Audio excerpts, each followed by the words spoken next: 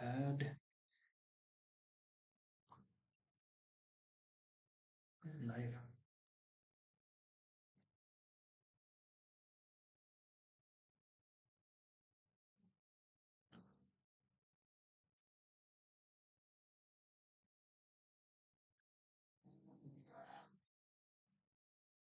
Okay, so let's get back here. Okay, there was some issue. I fixed that and we'll get started. Just one more minute and we'll get started.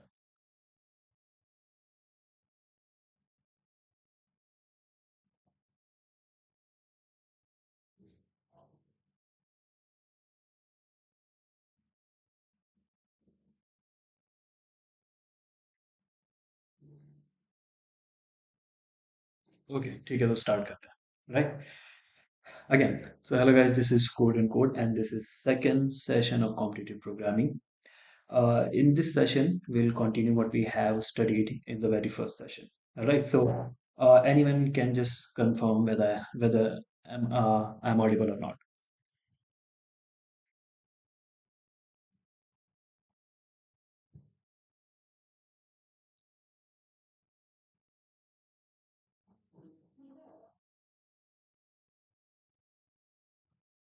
All right, I got a response that yes, I'm audible. Okay, thanks for the confirmation. Okay, so let's get started. All right, so we'll start with primality test. We have already studied primality test in the last session, and we did primality test uh, in square root of n time, right? In this session, we are going to learn Sieve algorithm, all right? And Sieve algorithm is something that is very optimal for finding uh, prime numbers in a given range 1 to n, and it helps you find all prime numbers in range 1 to n in n log n time, which is very fast. All right, so we'll see how Sieve algorithm works. We'll also implement it. Then we'll see how using Sieve algorithm you can find out divisor count and divisor sum of all the integers in the range 1 to n very efficiently. Right, again we'll implement that, and finally we'll learn about binary exponentiation. uh, so how you can evaluate a raised to power n, where n is very large efficiently, basically in log n time. After that, I'll give you some question that you can solve yourself using the approach and the algorithm that we have just studied now. And finally, we'll take some questions. All right. So let's start with the primality test Sieve algorithm. So we'll see what is Sieve algorithm. So let's come here on my whiteboard. Okay. So we'll start. So how does Sieve algorithm works? Let's say we want to find out all prime numbers in range 1 till 50. Okay, I've taken example of 50. So I want to find out all prime numbers in the range 1 till 50. How will I do that? So Sieve algorithm is based on the fact that if p is a prime number, then any multiple of p, let's say k times p, can never be a prime number, of course, right? So that's the whole idea of Sieve. So how it works is that in the whole range, run a loop from 1, let's start from 2, 2 till n, and then this is, let's say, an array. Any number which is crossed out, okay, is not a prime number. Initially, we'll assume that every integer is a prime number. So you will create an array of size 50 because we are talking about 50 here in this particular example. So create an array of size 50. Let's say create something like AR of 50 and initialize every number, every index with value true. All right, that means everything is a prime number. So we'll start from 2. So we are here, right? So since AR of 2 is already true, yeah, if you understand it here, since 2 is not crossed out, 1 is crossed out. Okay, so let me use different color. Let's use red color. Yeah. So since 1 is already crossed out, we start for loop from 2. And since 2 is not crossed out, that means 2 is a prime number. So go ahead to every single multiple of 2 and cross them out. Right? So you can run another loop, right? So you can run a loop j is equals to twice of I. You can start from here. I is the loop that we are going through all of the number, right? Initially, I is here, I is 2.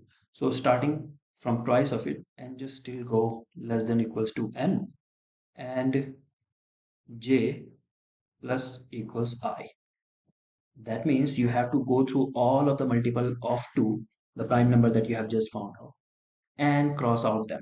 So another loop starting from twice of I, that means 4, cross out 4, cross out 6, 8, 10, 12, 14, 16, 18, 20, 22, 24, 26, 28, 30, 32, 34, 36, 38, 40, 42, 44, 46, 48, and 50. Just cross them out.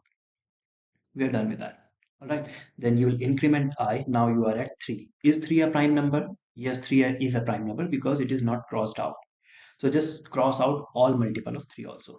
So cross out 6, cross out 9, cross out 12, 15, 18, 21, 24, 27, 30, 33, 36, 39, 42, 45, 48. All right, we have crossed out all multiple of 3 also. Then I will increment and we are here, right? 4 is not a prime number, so we won't run a for loop for 4. Okay, we'll move on because it is not a prime number. We don't need to cross out its multiple. Then we'll move on here. We are at 5. So we need to cross out all multiple of 5. So we'll go 10, 15, 20, 25, 30, 35, 40, 45, and 50. We are done with all multiple of 5. Then I will increment. I is here, right? This is I.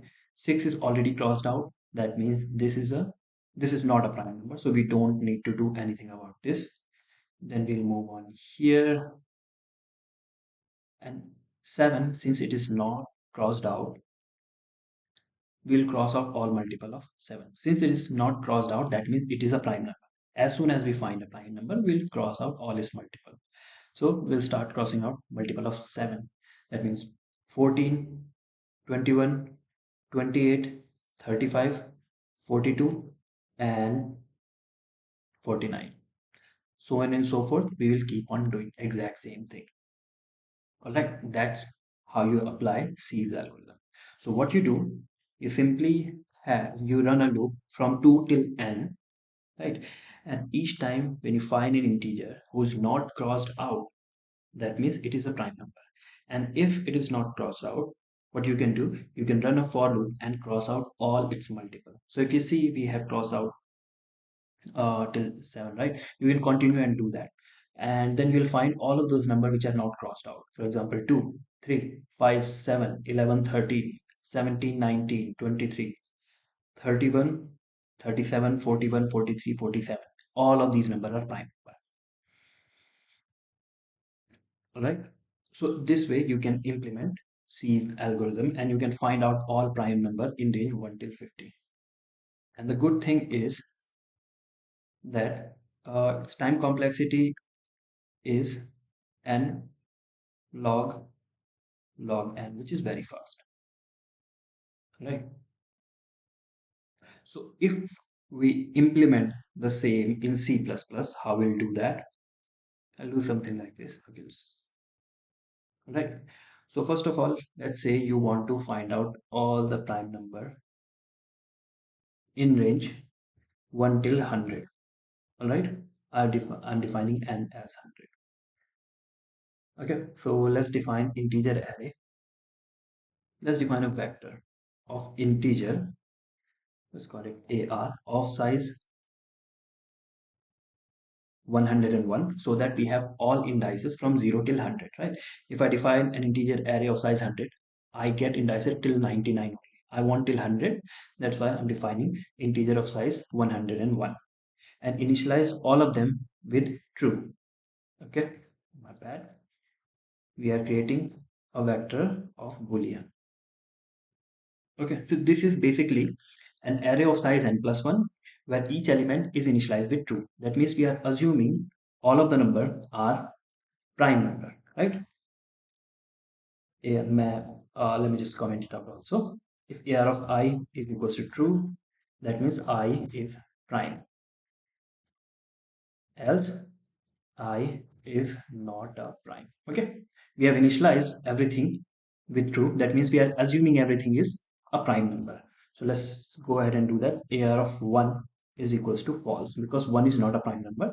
Just do that by default. Okay, now what we did here, if you remember, we started a loop from 2 till n, right? So run a loop from 2. There are some improvisation also on this algorithm. I'll talk about them later. I'm starting with a very basic implementation.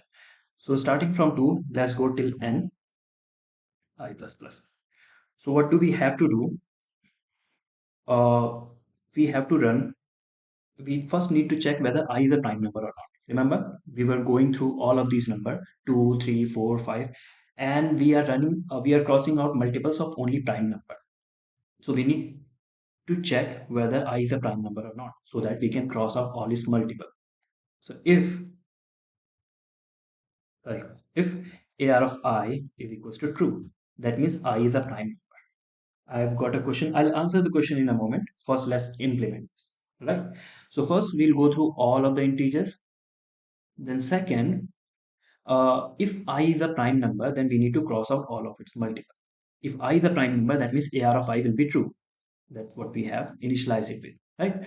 So if AR of I is equals to true, that means I is a prime number. That means we need to cross out all multiple of I. So run a loop.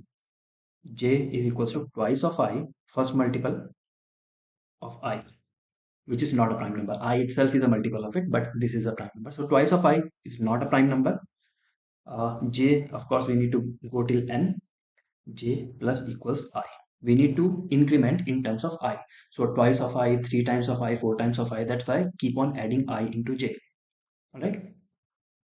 So now for each index j, that j is multiple of I. For each multiple, what we are going to do, we'll set them to false. Okay, every multiple j of I, we are marking it false, crossing it out. And that's it, done. So if you go ahead and print all of the integers till 50, let's say, if they are prime or not, if AR of I is equals to true, that means they are a prime number. So just print them. So what I'm doing here is that, let's just mark it test. So what have I done here? We have implemented Sieve algorithm, and you see these two for loops are how you implement Sieve algorithm. Again, as I said, there are some improvisation on this implementation itself, but I'm starting with the very basic one, right? So this way we implemented Sieve algorithm, and now we are able to find all the prime numbers in this range 1 till n. Okay. Now what I'm doing, since I already have all of the prime numbers, if AR of I is equals to if AR of I is equals to true, that means I is a prime number. So I need to print I. I'm doing that. So if we run it, let's find out all prime number till 50 first, so that we can compare it. If we run it, yeah, these are all the prime number 2, 3, 5, 7, 11, 13, 17, 19, 23, 29, 31, 37, 41, 43, and 47. All right. And if you see, these are the number that we have not crossed out here, like 41, 43, 47. If you see here, 41, 43, 47, all of the numbers which were not crossed out, right? So this way you can implement Sieve algorithm and find out all of the prime numbers in the range 1 till n. Okay. Someone asked in the comment section, what is the maximum number we can store by this? And what if we need more long size number? So first of all, how many, so what is the maximum number of elements you can find out? What is the maximum number of prime numbers you can find out in a range? Basically, what can be your maximum range? See, that is uh, that is an upper limit provided by memory. Okay, usually you can create an array of size 10 raised power 6 or 10 raised power 7. That means you can find out primes in the range 1 till 10 raised power 7. Okay, it will work. If you go beyond that, it starts complaining. I'm only going till 50. So let's say I have, let me just check out. I've created an array of size 10 to the power 7. Let's say 9, 8, 9, 10, 11, 12. I'm trying to create an array of size 10 to the power 12. It shouldn't happen. See, bad allocation exception I'm getting because this much memory it cannot provide. At max, you can create an array of size 10 to the power 7. I'm talking about integer array. Okay, you won't get any error. Okay, so Akram asked, what is the maximum size of array we can create? 10 to the power 7. Why? You can calculate it yourself. One integer is of 32 bits. Okay, so see, 10 to the power 6 number of integers,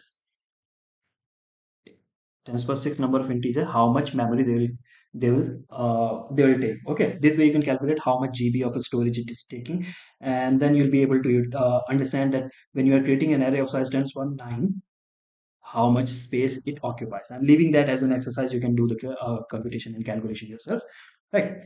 So we're talking about the Sieve implementation, and this is how you implement the Sieve algorithm. Okay, as simple as that. This is the very basic implementation of Sieve.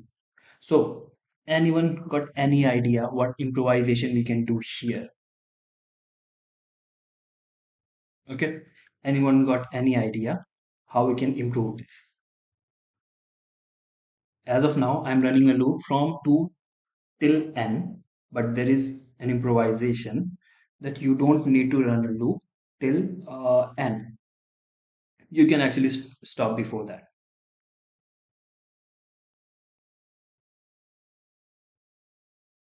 So just I'm giving you 2 minutes of time, and you can tell what is the improvisation you can actually make.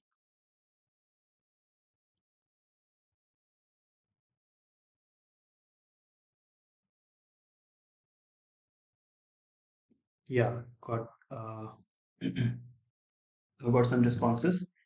Okay, we can make some improvisation that is I into I or field or square root of n. That's I. Because see, why is that so? See, I don't need to go till n. I don't need to check all of the number whether they are prime and cut cross out their multiples. I need to go till square root of n. That means I into I less than equals to n, or I is less than equals to square root of n. Okay, same thing. Either that I is less than equals to square root of n, or I into I is less than equals to n. Okay, that means I need external loop only till square root of n. Why is that so? See, if I show you here, if you remember, I ran a loop till, let's say, 8 only. All right. What about the other numbers? I have gone till 7 only, and I am able to find out all of the primes. What about 11? 11 is also a prime. Why am I not crossing out any of its multiple? The thing is, the first multiple of any prime that you are able to cross out will be square of it. Like if I'm going to cross out all multiple of 11, so the first multiple that I'll be able to cross out will be 121.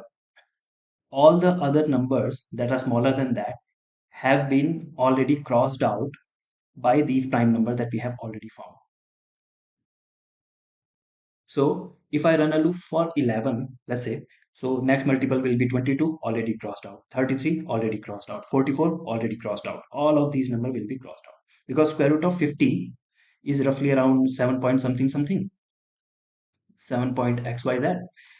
So you need to run a loop till 7 only. You don't need to go beyond that. All right. Why is the reason? What is the reason? I'm leaving this as an exercise. Okay. The first number for prime number p, the first multiple that you will be able to cross out will be p square. Okay. So that's why we go till square root of n only. Because if I am going beyond that, if for example we are finding all prime numbers till 50 only, and square root of 50 is something around 7 point something. If I'm going beyond that, that means if I'm going till 8 or beyond that, for example 8 or 9, we won't be able to cross any multiples. For 8, the first multiple we'll be able to cross out will be 64, which is beyond 50. So we don't need to go beyond that. Run a loop till square root of n only. Now, why does this happen? I'm leaving this as an exercise because it's already 7:20 and we need to cover more things. All right. So I'm leaving this as an exercise. I'll be, of course, uploading this same session will be available for you. You can just find out and comment in the comment section of that video. If you are not able to find out the reason why prime number p, the first number that it is able to cross out is p square. If you are not able to find out, don't worry. In the next session, you can just comment it out in the comment section that you are not able to figure it out. In the next session, I'll explain why. So the thing is that we need to run a loop till square root of n only. All right, and this way you'll be able to make an improvisation, and the overall time complexity comes back to n log n. All right, for this for this Sieve algorithm that we have studied, I already have an exercise in mind. I'll give you the problem, that what problems you can solve using this at the end of this session, or in the description I'll add that problem that you can solve using it. Now that we have studied Sieve algorithm, utilizing the Sieve algorithm, you can actually find out uh, two more things. What are those things? For each number, you can actually find out its number of the divisor and sum of divisor, right? For example, if we come here, let's say we are talking about a number of divisor of 10. How many divisor does it have? Four divisors: 1, 2, 5, and 10, right? Number of divisors are 4. That is equals to four number of divisors it has. Let's say 9. How many divisor does it have? 3. Okay, 1, 3, 9. So total number of divisors are 3. So if you have to find out divisors of all the numbers in range 1 till n, right? If you want to find out either sum of divisor of all integer in range 1 till n, or you want to find out uh, number of divisors of all integers in range 1 till n, you can again utilize Sieve algorithm itself. Okay, how you can do that?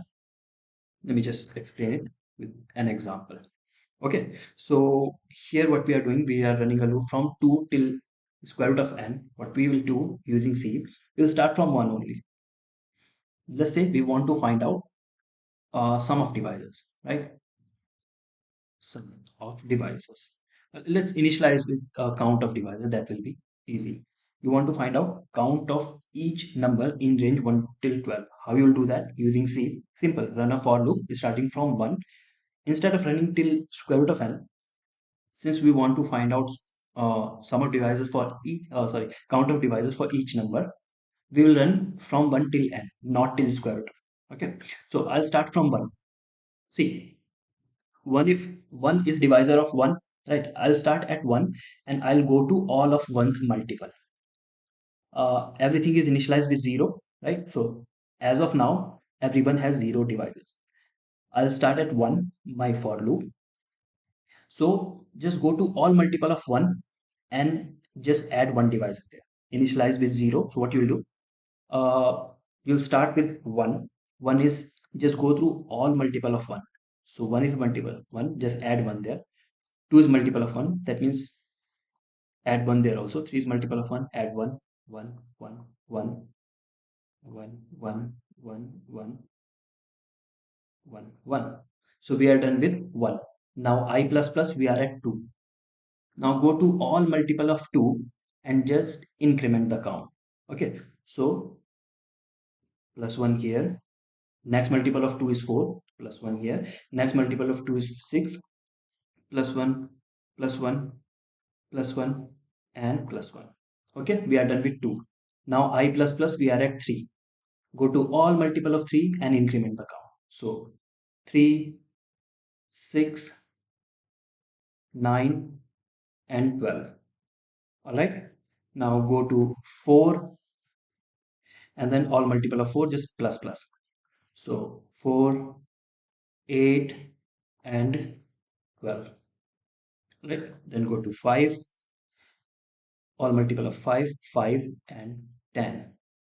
Then 6, all multiple of 6 plus plus. All right. 7, all multiple of 7 plus plus. Okay. Next multiple is 14. We won't go there. 8, all multiple of 8, 8 and 16. 9 plus plus. 10 plus plus. 11 plus plus. And 12 plus plus.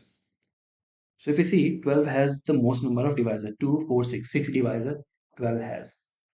So what have I done? We are running if you see, if you categorize it, uh, Sieve has two for loops, outer loop that goes through all of the integers and inner loop that goes through their multiple, right? So outer loop, if you see, I'm going through all of the number, not till square root of n. So outer loop will run till n, okay? And we are talking about finding prime number, count of divisor of each number. So if I do it here and if I copy paste it here,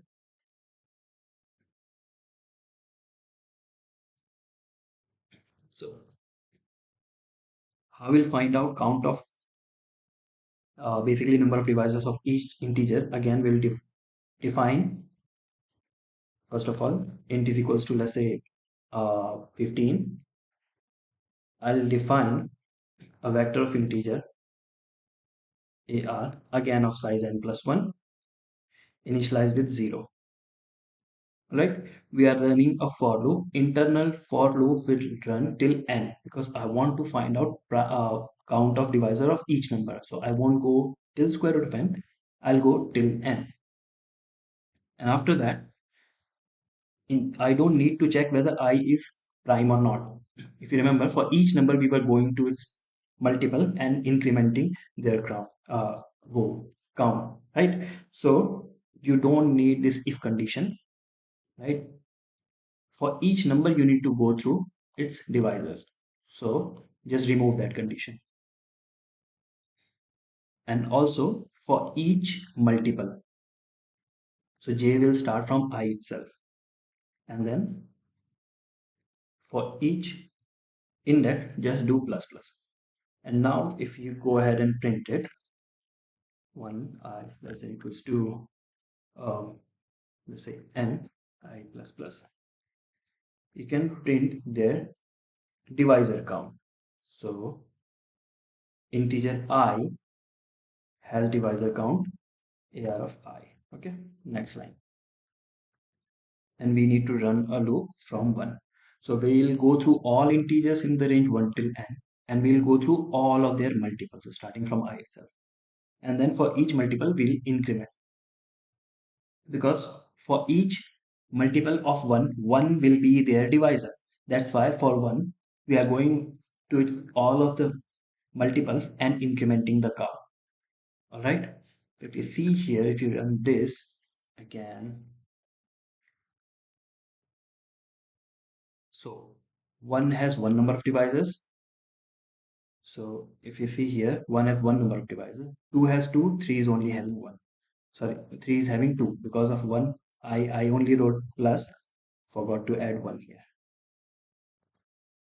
2 and 3 are having 2, 2, and 4 is again having 3. So if you see, 2 and 3 are having 2, 2, 4 is having 3. 5 and 6 are having 2 and 4, 2 and 4, and let's check for 12. 12 is having how many? Just reduce the size here. 1, 2, 3, 4, 5, 6. 12 is having 6 number of divisors. You see? So this way we are able to count the total number of divisors. Hello, Weber. Yeah. So see,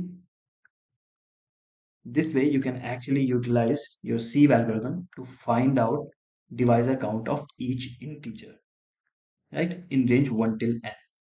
All you have to do is run a for loop for each integer, then run another for loop for its multiple, then for each multiple just increment. So this way you'll be able to count divisor, you'll be able to count divisor count for each integer. If instead of finding out divisor count, you need to find divisor sum for each integer. How you will modify this code? Let me just tell you, only this part changes. Everything remains same. How you will do that? For example, for 10, the output should have been number of divisors of 10 are 1, 2, 5, and 10. So if you add them all, it will be 18, right? Some of the divisors for 10 will be sum of 1, 2, 5, and 10, which is 18. All right. And using the same code, you can actually find out divisor sum of each integer in the range 1 till n, in again and log n time. So what part of code will be changing here for finding out divisor sum instead of divisor count? What part of code will you change? Anyone got any idea?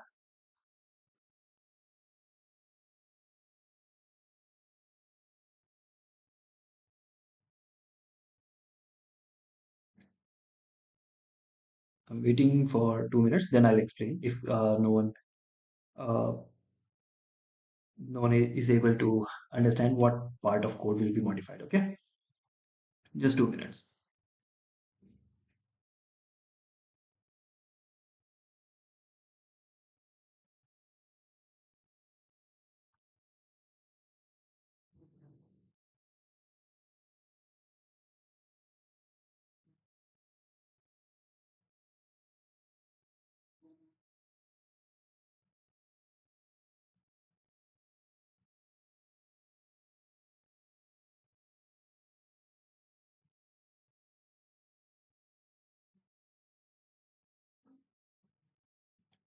Okay, for one response, we have to just run a for loop. Yeah, we have to just run a for loop.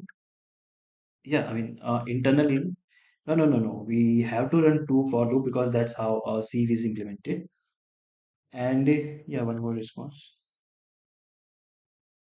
Change AR of j plus equals I. Yeah, that makes sense. That will be actually the only change. So see, instead of incrementing it by 1, you need to increment it by j. Sorry, by I. Why is that so? Let's have a look. Let's come back here and see here. So what will be happening? Okay, okay. Let me just delete all of these. Microsoft Word, Microsoft is not very good at this. Okay, okay. So delete that part.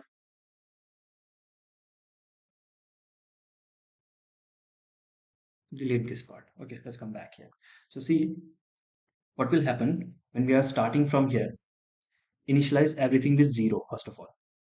Okay, now we are talking about divisor sum. Initialize everything from 0. So initialize an array of size 12, set everything to 0. Now you start running a for loop. Okay, let's use different color. Let's use blue. So I is here, blue or whatever color it is. I'm starting from 1 again, the outer loop. And then since I is equals to 1, and for each uh, multiple of 1 will be 1, 2, 3, 4, 5, 6. For each multiple of 1, it will be the divisor, of course, right? So for each multiple of 1, we need to add 1 in their divisor sum. So in each multiple of 1, I'll add 1 because 1 is their divisor. So in their divisor sum, we need to have 1. So for each multiple of 1, I'll add 1 there. All right, 1 is done. So we are at 2. For each multiple of 2, 2 will be their divisor, right? For example, 4, 6, 8. For each these numbers, 2 will be their divisor. That means 2 should be there in their divisor count, right? So for each multiple of 2, I will be incrementing the divisor count by 2, right? Oh, sorry, not here. This part I need to remove.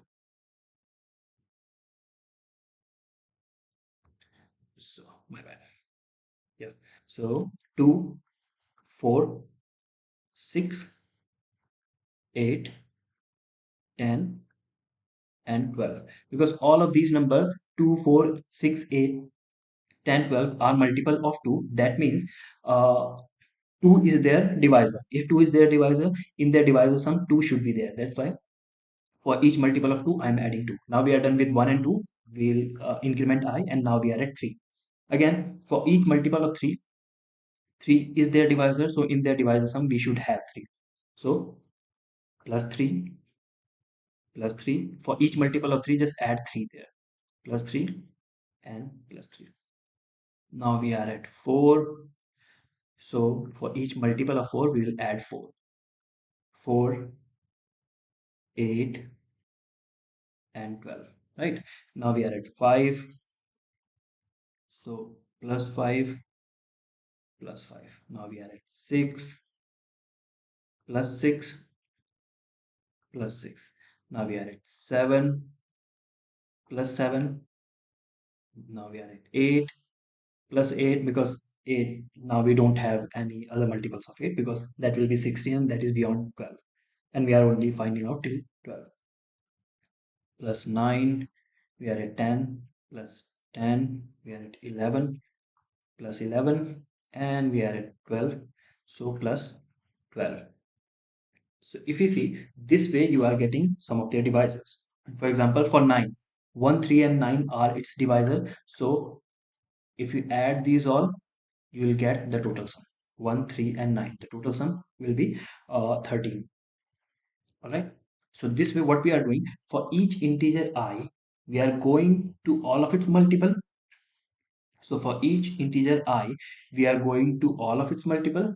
And what we are doing, for each their multiple, we are not incrementing it by 1 now. We are incrementing it by I itself. That's why here, instead of incrementing it by 1, that way you can count the total number of divisors, we are incrementing it by I. So now you will get the divisor sum. Right? So if we come back here, so divisor sum is 1, divisor sum is 3, divisor sum is 4, 7, 6, uh, 12, 8, 10, 15, 13, okay, 18, 12, how much is this? 22, 25, and 28. Okay, these are the divisor sum till 12. So if we run it till 12 and find out divisor sum for each number, we just say equal to. So we are finding divisor sum and then we are printing divisor sum of each number. So if we run it, so if we bring it here, right? See, 1, 3, 4, 7, 6, 12, 1, 3, 4, 7, 6, 12, then 8, 15, 13, 8, 15, 13, 18, 12, and 28. 18, 12, and 28. This way, we are able to find out divisor sum of each integer, right? In the range 1 till n. We did a slight modification, and now we are able to find out not just sum of the divisor, but also the count of the divisor of each number in the range 1 till n using Sieve algorithm. For both kind of problem, all right, we have you can solve both kind of problems like sum of divisor, counter divisor using Sieve algorithm. One more thing, uh, yeah, for these things, I already have exercise problem that I'll be giving at the end, all right? Or I'll add the link to the exercise problems in the description of this video. All right, so we have studied three things. Okay, we have covered primality test, it's C++ implementation, divisor count, and divisor sum using C, again, in C++. Final thing that remains is binary exponentiation that we'll solve using C++. So let's see what binary exponentiation is. So come here, come here. Okay. So what is binary exponentiation? It is a very simple thing, right? So binary exponentiation is this: evaluating a raised to power n efficiently. That is binary exponentiation. Okay. What is the efficient way? See, one of the way, let's say I'm asking you to evaluate 2 raised to the power 10, right?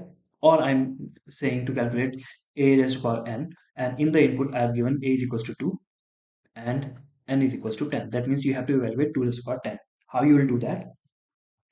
One of the way is that you can initialize result is equals to 1 and then run a for loop.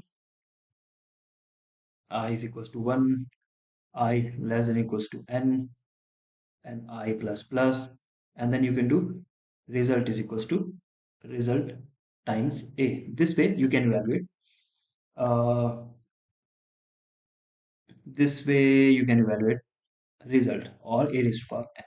But the thing is, overall time complexity, if you know what will be the overall time complexity of this approach, will be big O of n, right?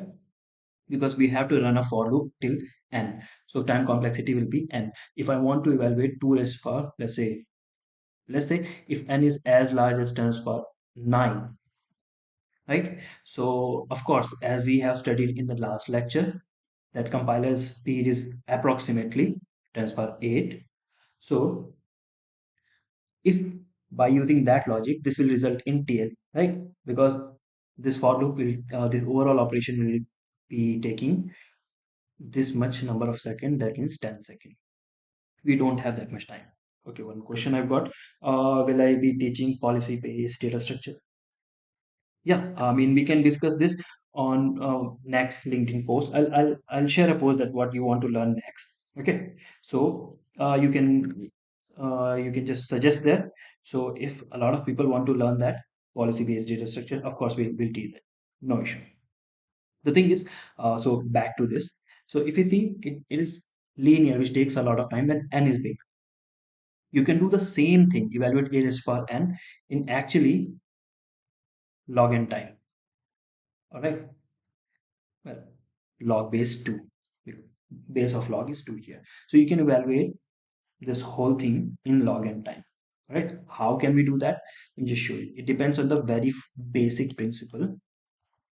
Let's say, uh, see, if you had to evaluate 2 raised to the power 10, which is basically evaluating 2 raised to the power 2 raised to the power 5, right? So instead of evaluating 2 raised to the power 10, what I'm going to do, I'm going to evaluate 2 raised to the power 2 raised to the power 5. That means 4 raised to the power 5. All right. So instead of running a loop 10 times, now I only need to run my loop 5 times. All right.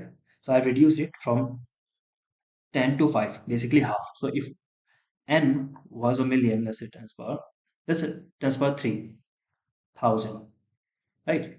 You had to evaluate 2 raised to the power 1,000. In one, if you run a for loop from 1 till 1,000, you are doing 1,000 number of operations.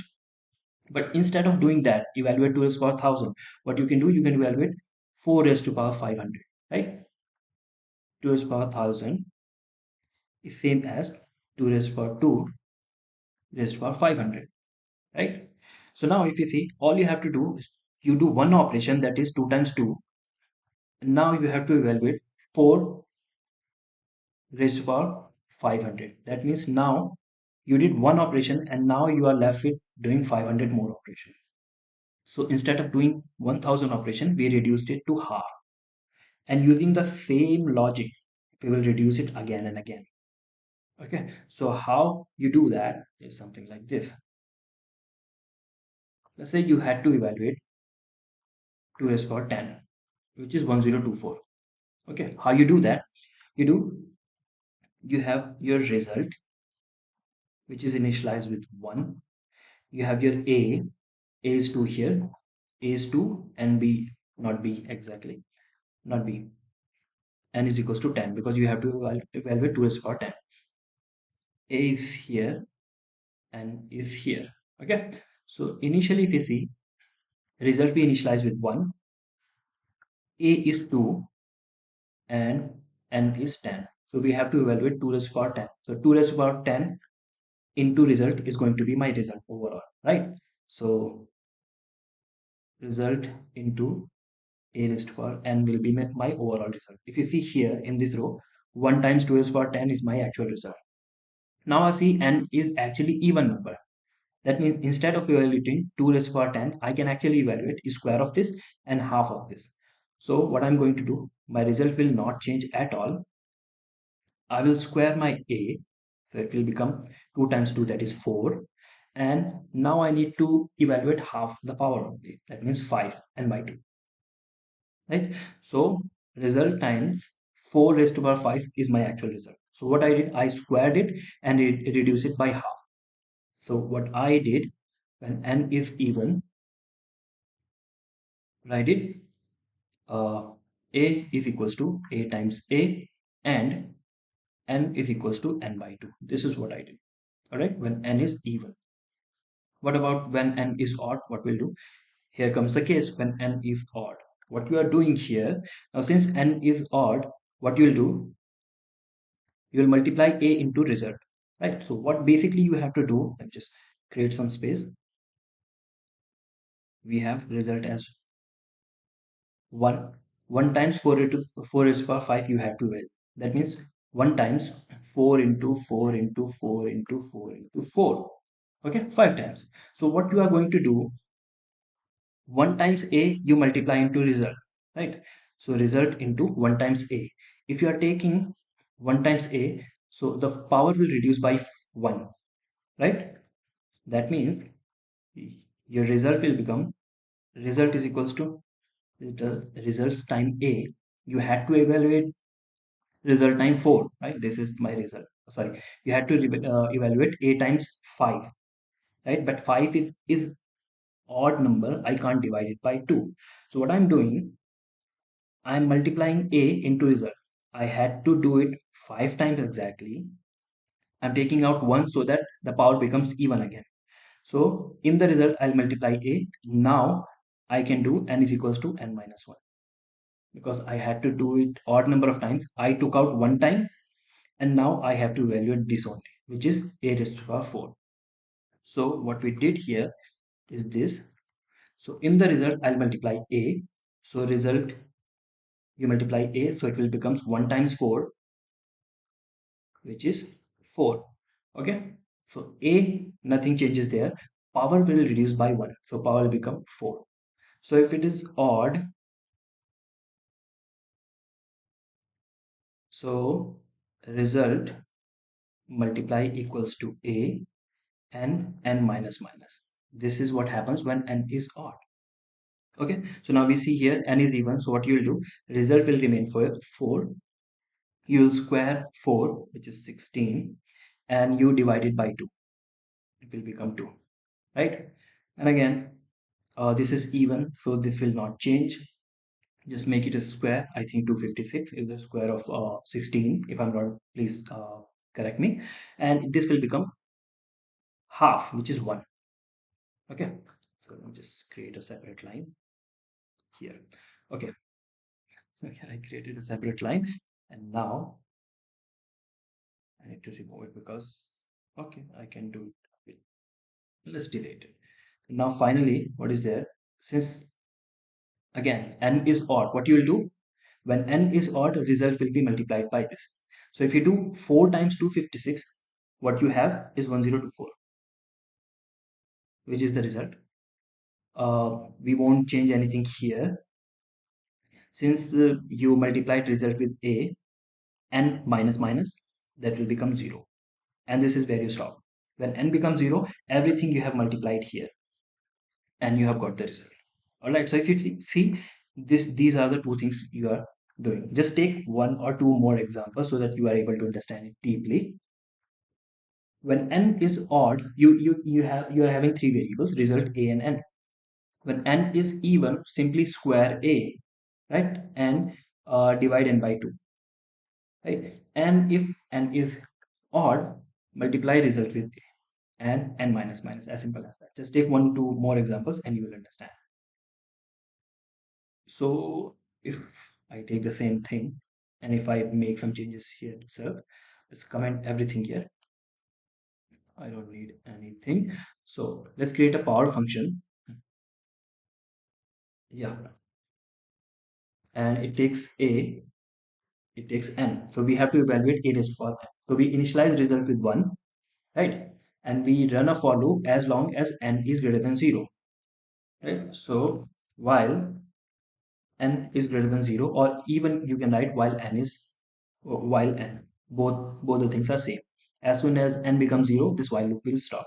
So if n is odd, that means if n modulo 2 is equals to 1, that means if n is odd. If n is odd, what we are doing, if you see here, when n is odd, result, we are multiplying a into the result, and result n minus minus. So result is equals to results time a and minus minus.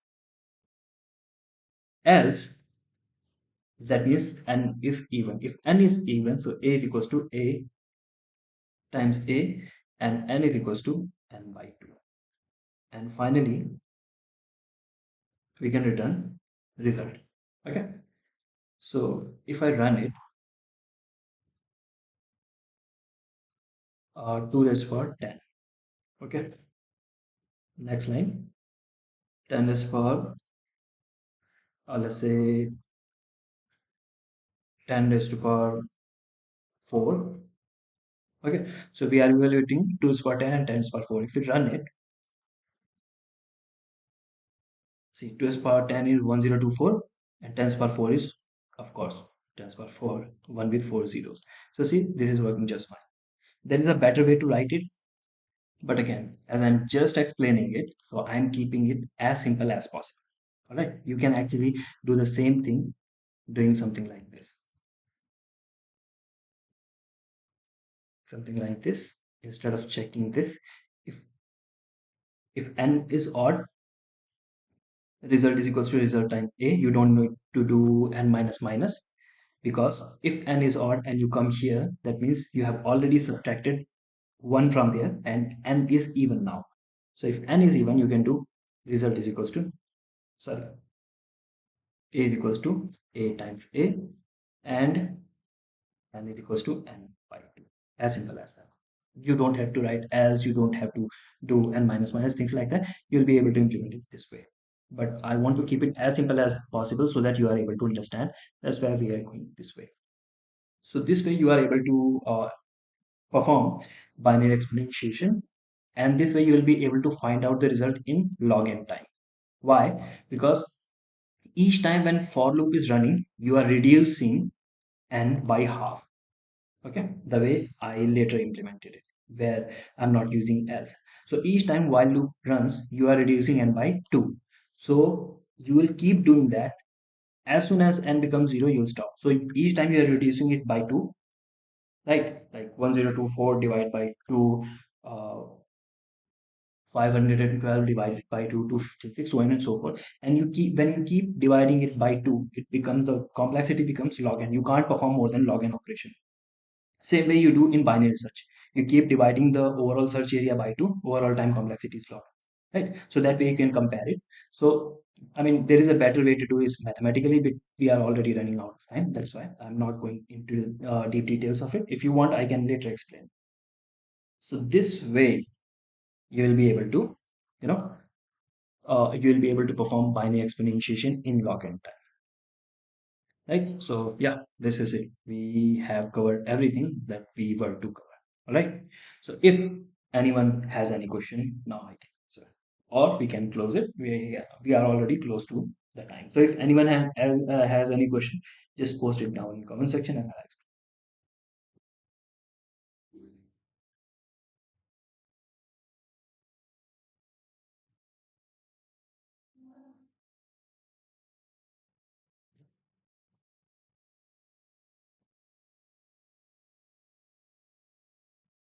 So again, I'm waiting till 8. That means I'm waiting for 5 minutes. Is if anyone has any question, I'll take those, and then we can close it at 8.